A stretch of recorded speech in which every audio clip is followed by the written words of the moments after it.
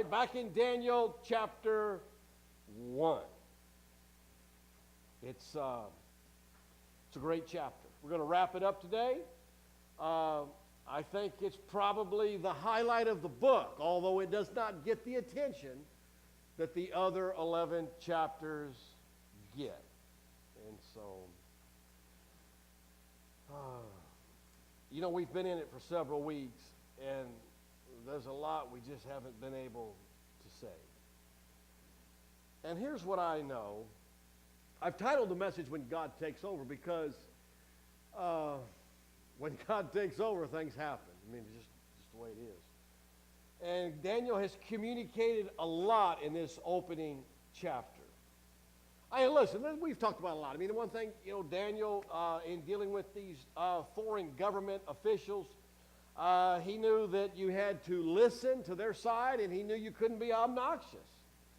And he's dealing in a political atmosphere that he's not used to. And most of the political chatter in our own society right now is pretty much worthless, because you're not going to convince anybody by screaming at them. Oh yeah, that'll win friends and influence people. So it doesn't do much. I mean, Daniel knew that honey attracts more than vinegar. So there's a lot of things in here. It's just a great chapter on many, many fronts. We started off where God had allowed Babylon to overrun Jerusalem. And it's like, wow, what a way to begin a book. Like, God, he's writing it on inspiration. I know God's using his personality. And so Daniel puts that in the very first verse. It's not the best way to start a book. But then again, that's the way the book of Exodus started. That God appeared to be absent. And what a great book Exodus is. We've learned that God is generous because 3 times it says God gave, God gave, God gave.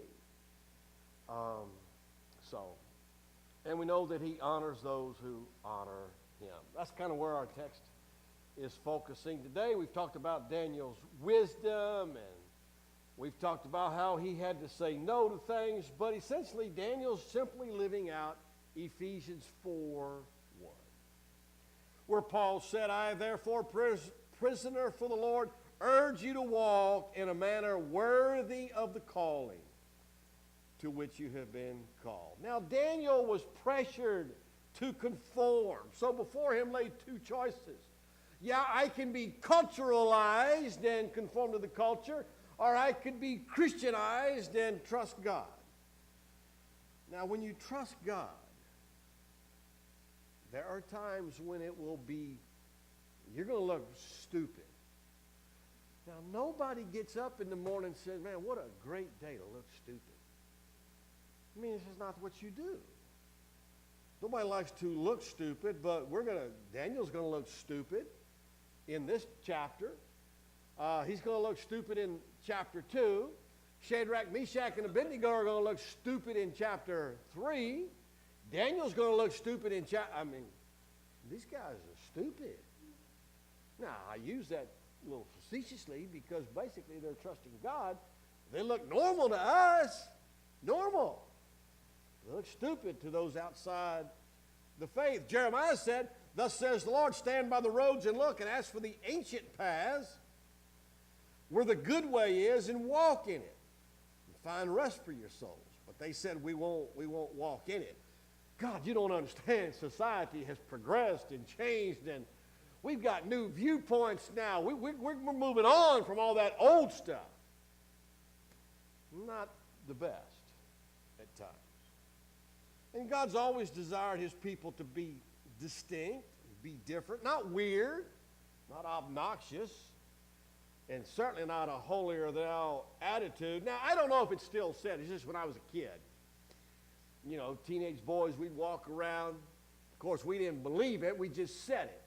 And we'd say, man, I don't drink, I don't smoke, I don't chew, and I don't run with the girls who do. Now, we didn't believe that, but here's what the deal. It was just a list, right? It's just a list. And we made light of it, made fun of it, and we just had a good time. Nowadays, you can't say anything. I told Carol, well, I read articles, and I'm like, the Air Force, boys, you can't say boy and girl. It's kind of like those are offensive terms. You're kidding. And, I know that we say, you can't tell a guy he throws like a girl because that's offensive. We get offended at everything, do we not? Now father-daughter dances are going by the wayside because that's offensive to people. You're kidding. I took Savannah to a father-daughter dance. I didn't know it was not politically correct. Sorry. Hope I didn't offend anybody, but I did. I took her to a father-daughter dance. Maybe the dance offended somebody, but we went. Jumped in a limo that some guy rented and went off. I mean, it was a good time, but it's offensive now to people. There's all kinds of things. I couldn't remember them all. I told Carol I got to learn how to re-talk. I mean, it's like, okay, if I ever offend anybody, let me know. I mean, I try not to. I don't keep up. I didn't know boy and girl was out, but okay, I'm not. They're still. Oh, I know another phrase. We'd be on the job. We'd say this all the time. I don't know.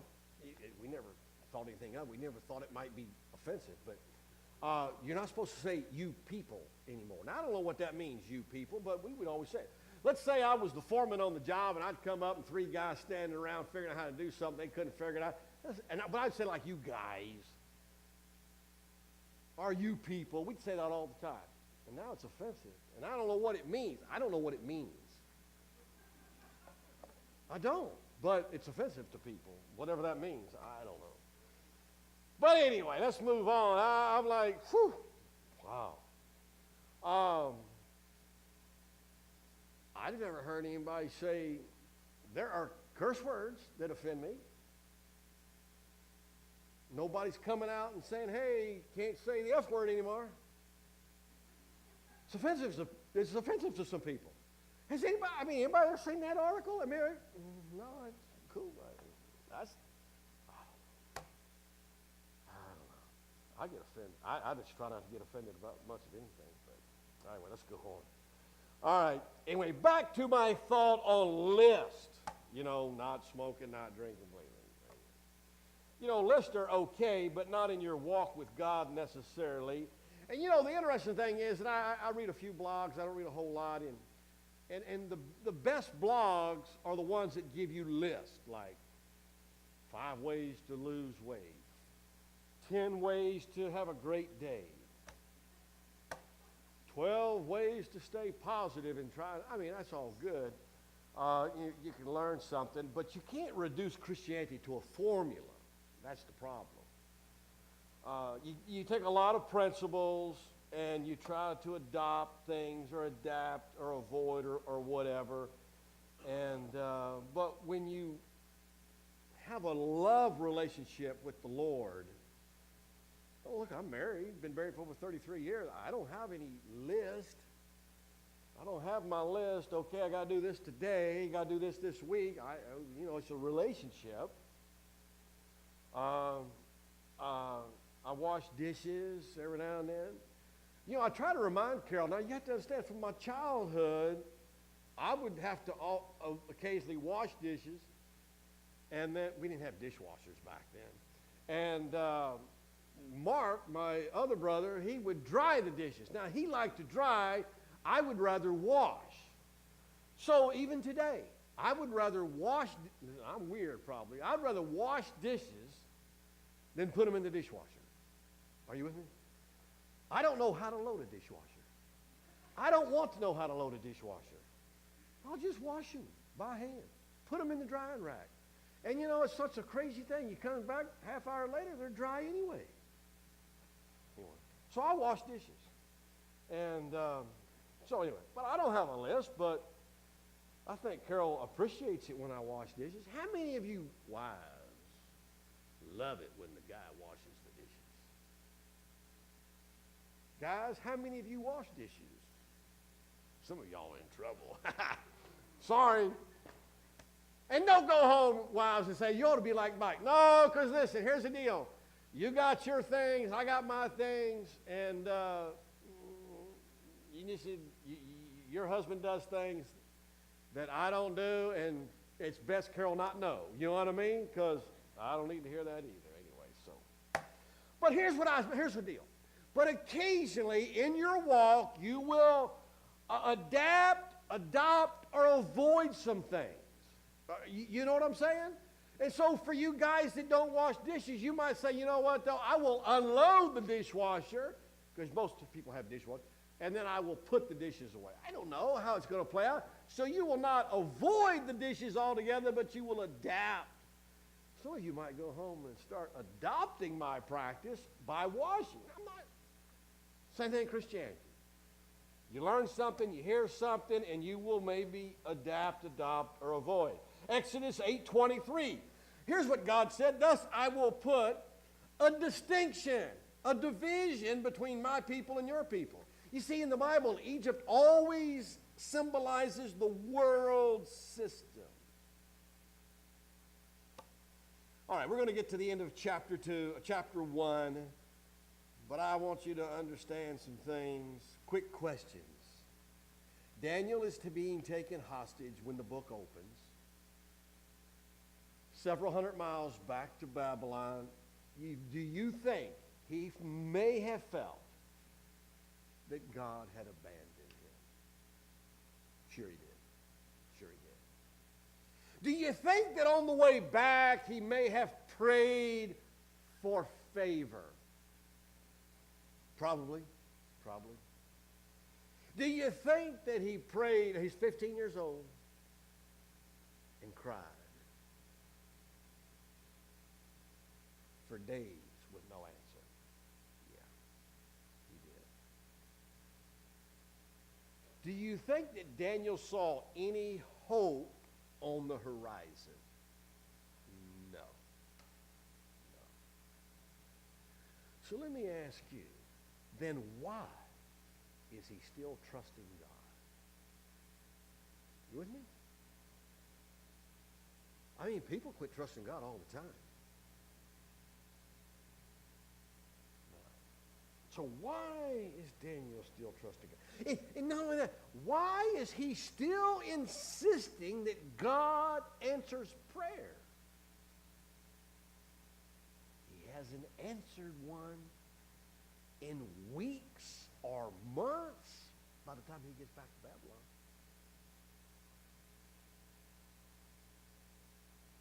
And yet, as we're going to find out, he still knew that his hope was in God alone. You know, when I was a little kid, and I must have been like 3.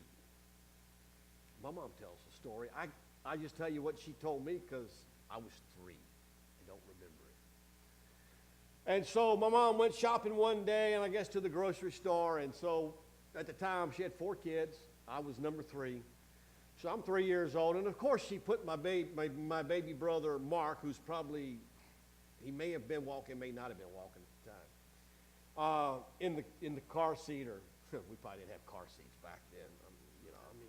I mean this is the early 60s. This is like the late 50s. You know what I mean? Okay, so, but anyway, so she all the kids in the car and takes off. Now, when you have 4 kids, you assume you got all the kids in the car. Well, it dawned on her as she got on down the road that she was missing one. I mean, she got 3 out of 4, though. So she thought, well, I should go back. I mean, I'm hitting 75%, but, I should go back. You should try to hit 100% with your kids. So she drives back to the shopping center, and there I am, on the edge of the sidewalk, right where she left me. Now, I don't know as a 3-year-old what goes through your head, but there you are, you're waiting, your mom's getting all the kids in the car, and you're standing there, and then she closes all the doors, and there she goes, well, what's that like? So she comes back, and I haven't moved. Now, think about this. Why am I still there? Because I have childlike faith. See, I believe that my mom is coming back. Oh, yeah, I'm abandoned right now. Hey, look, I'm a 3-year-old on the sidewalk crying my eyeballs out. Yeah, I'm kind of like Daniel, but I'm not moving because I believe I have childlike faith. And I am telling you that a lot of believers go through life without childlike faith.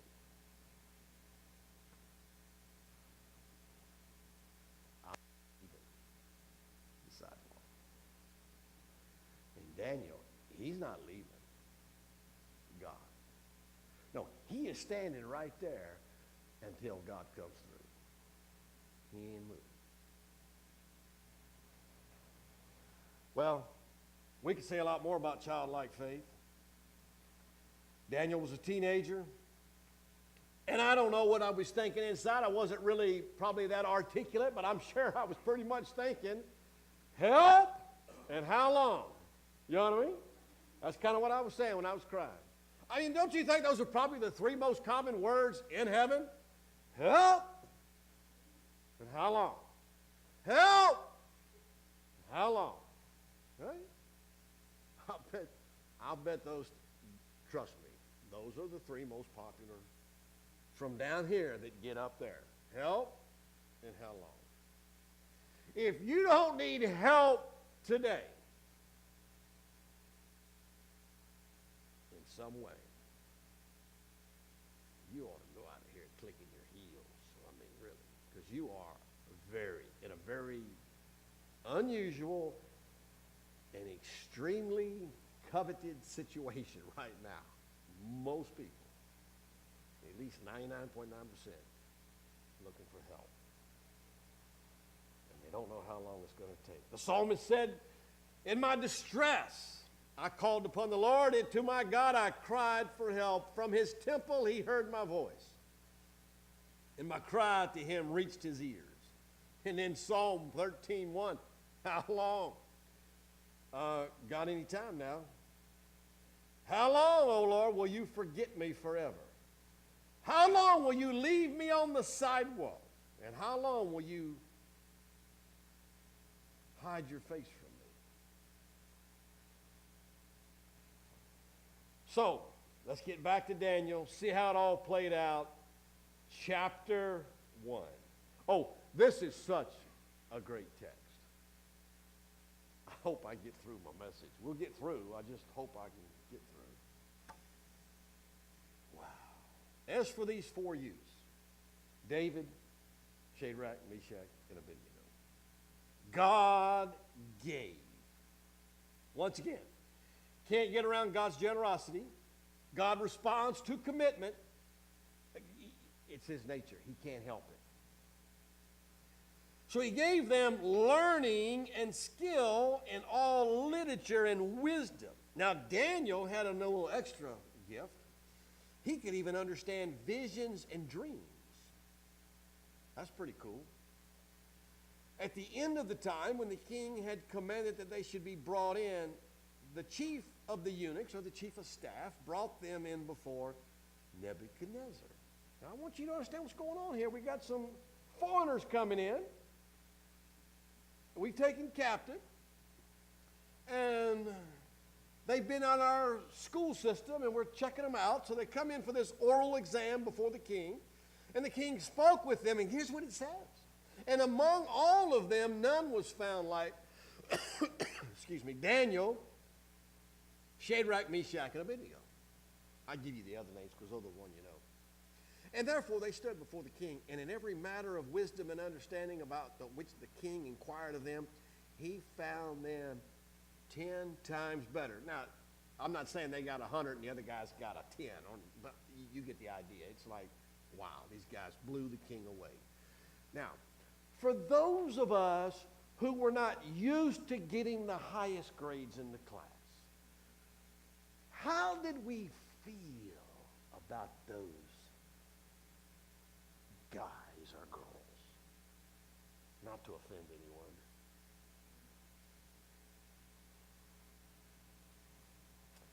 Well, we didn't have the kindest words to say.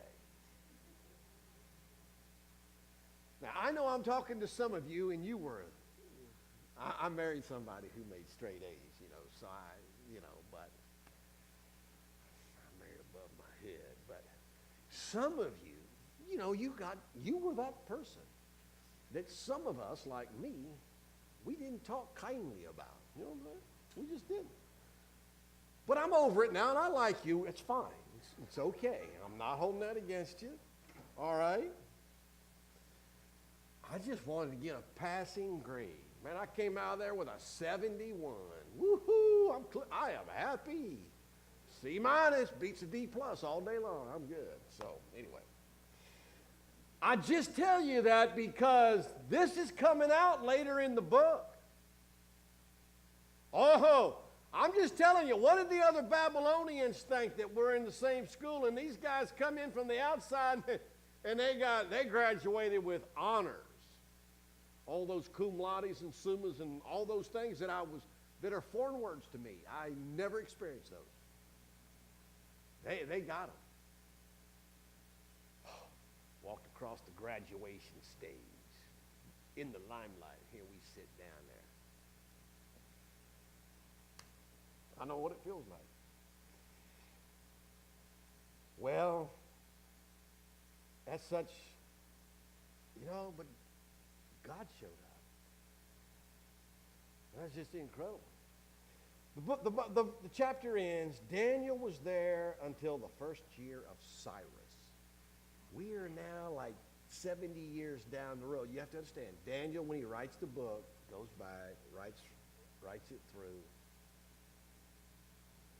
We'll come back to that. But, here's what I know. We like being rewarded rather quickly in life. We love to measure, do we not?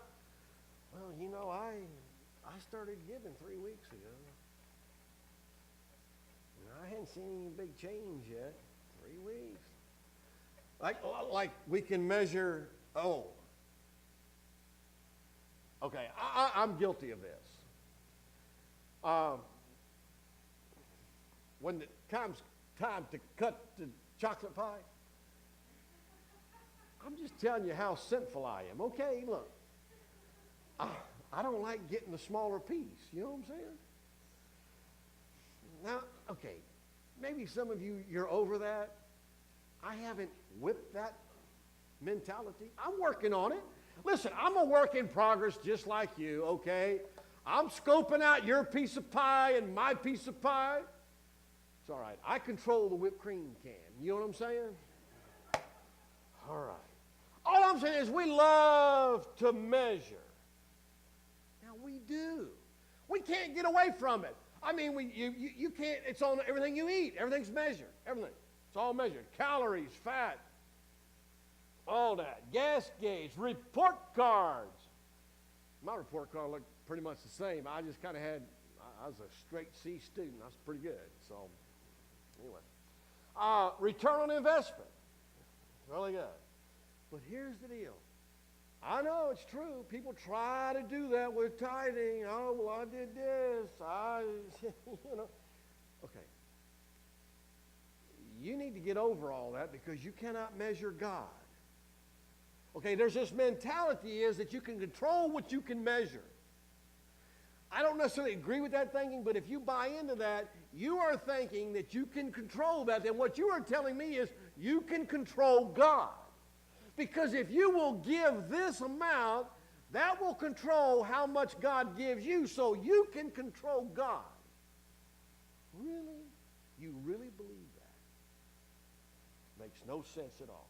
But see, we do, because that's where we come back. Well, I started tithing like a couple months ago, and my dishwasher broke, refrigerator went out, and my AC unit doesn't work.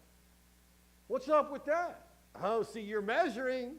You're measuring. You can't do that with God. He is immeasurable. Now, I do understand there's a little bit here I'm leaving out, so let me not be totally whatever. Luke 6:38. Give, and it will be given to you. Good measure, pressed down, shaken together, running over, will be put into your lap. No, but here's the principle. For with the measure you use, it'll be measured back to you. Now, he didn't say dollars and cents. He just said, if you give generously, I'll give generously. Now, how God wants to give back to you, that's his prerogative. All right? Anyway, so his rewards are not always monetarily measurable. Sometimes they are. Sometimes they are. All right? But actually, I want us to look briefly. 3 rewards, 3 non-monetary rewards everybody in this room wants. You want all 3 of these. I did a message a few months ago, and I talked about what you really want.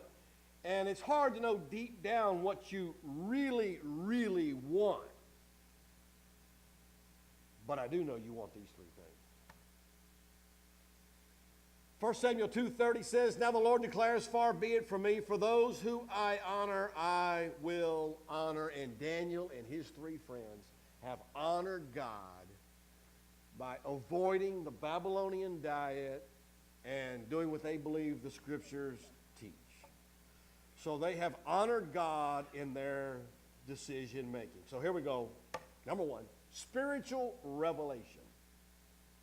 So you remember God gave them learning and skill and all that. See, so God gave them the ability to learn and then to wisely use that knowledge. I mean, it's great at learning facts, but then can you use that knowledge? And then, of course, Daniel got a little extra. And the psalmist even prayed, open my eyes that I may behold wondrous things out of your law. Now, some people, listen, learning comes easier. I get that. For many of us, boy, it's hard work. I mean, it is. I mean, we're all different. I mean, there are people, A's come, no problem. They just show up, take the test, boom, and they're good. But I think all of us would love, now, deep down, to have a better understanding of the Bible. We'd love to have more wisdom. We just would. I know we would. And I don't have time to drill down on it, but I am saying when you honor God, he may reward you. That's non-monetary. Nothing in there about it. Number 2, royal elevation.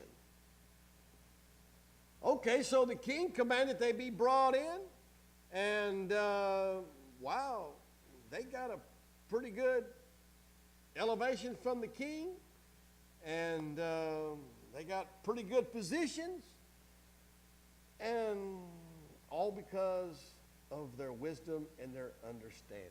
You know, it's kind of like the intelligence community in the United States. It's like, okay, the intelligence community is always gathering information, right? Like whether it's in Afghanistan, Pakistan, the Middle East, Russia, wherever they can get that information. But then they have to have the insight as to what we should do as a country with the information that we have. Now think about it. Nebuchadnezzar's the king, and he needs guys who have the wisdom to know all the stuff that's going on, but then he needs the insight so that his kingdom can keep going and remain the most powerful empire in the world. And these guys came across as the guys who could chart a wise path forward for his kingdom. So they got superior positions. Now, here's what I know. I'm not suggesting you want to go work for the government or whatever, but here's what I know. You want to go higher in life than you are today. Are you with me? What I mean is, hopefully you're not happy. You're content where you are, but you're not done. You're not satisfied. I'd like to have a better marriage. I'd like to be a better parent. I'm pretty good at marriage. I've done a pretty good job as a husband. I could do better. I haven't done as well as a parent. I've done better as a husband, but I'd like to be a better parent. Carol says she thinks I'm a better parent as the kids get older, and she was a better parent when the kids were younger. Well, whatever. So I got a lot of years left as a parent still, so I want to be a better parent as going on. I understand the Bible fairly well. I want to know it even better. I mean, what I'm saying is, everywhere in life, I want to elevate. I want to keep going up. So I want to keep honoring God and allow Him to elevate me, however that may be. All right? And then number 3, personal continuation. Daniel was there till the first year of Cyrus. He outlived Nebuchadnezzar and Nebuchadnezzar's son. He outlived the Babylonian Empire. Cyrus is in the Medo-Persian Empire. How about that? He was taken captive by the Babylonians. He outlived that entire regime and served in the Medo-Persian Empire. Amazing. Amazing. I mean, this guy had staying power. And this is where it gets to the place in your life where Daniel does not only know God intellectually, he has experienced God in his life. Hosea 5:4 says Israel got to a place where they didn't even know the Lord. Can you imagine that? But it goes beyond information, and there are things about God you cannot learn outside an experience. You just can't. See, what helps me when I do talk about giving is, you see, I've experienced it. Now, here's the deal. There are a lot of things, you go through the Bible and you read it, that's good. But you really can't, you don't have a lot of authority when it comes to that because you've never experienced it. You understand what I'm saying? When you can experience it, it gives you a lot of authority. That's all. I mean, see, I can brag, or not brag, I don't know if that's the right word, but I can talk about my giving because I've experienced it. I can talk about being a husband because I've done it for over 33 years, and Carol would tell you, so I'm just going by what her report card, she gives me an A+, so I think I've done okay there. Kids might give me a C-, but that's okay. I'm trying to get my grade up. You know what I'm saying there? Experientially, you just can't overlook it. Now, here's what I know. Okay. In the text, let me give you a couple more thoughts, and we're going to quit because my time's up, but it was Time Change Sunday. And some of y'all got here a little late, so I started late. So I'm not ending late. I'm ending on time. Just want you to know that. In the text, in this whole chapter, we have kind of like twin themes, the twin towers or whatever. Human responsibility and God's sovereignty. Yeah, God's sovereign. God's in control and God can take over. But you have to do your part.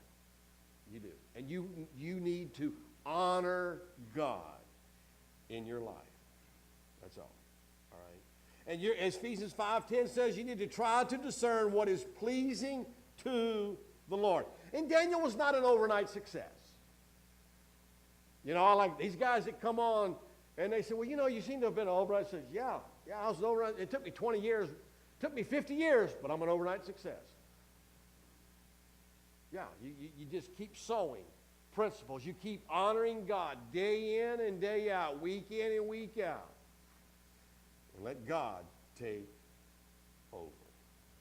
You just keep planting the seeds of success until they germinate. That's all. That's what you need to know. Because you know, when it's all said and done, this world's passing away. Babylon, boom. It only lasted so many years. It really lasted 70 years, and that was it. There are people in this room. We're going to live, some of us, I haven't got there yet, but I hope to get past 70. We will live longer than the Babylonian Empire. Daniel did. Daniel did. Boy. I want to give you one last thought on spiritual decision making. Just one last thought.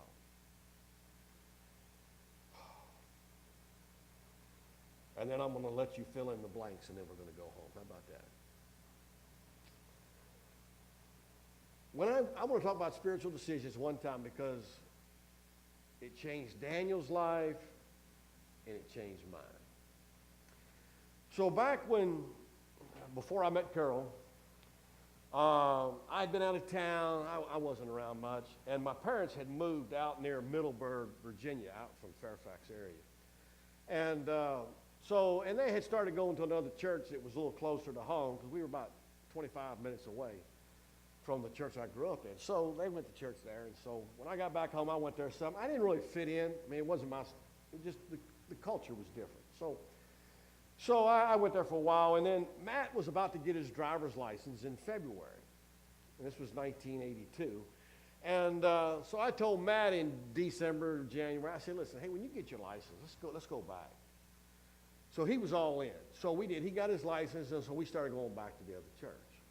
So I'm going to church, and of course I know a lot of people there, and so, I'm connected. I'm in the class. And then I didn't know it.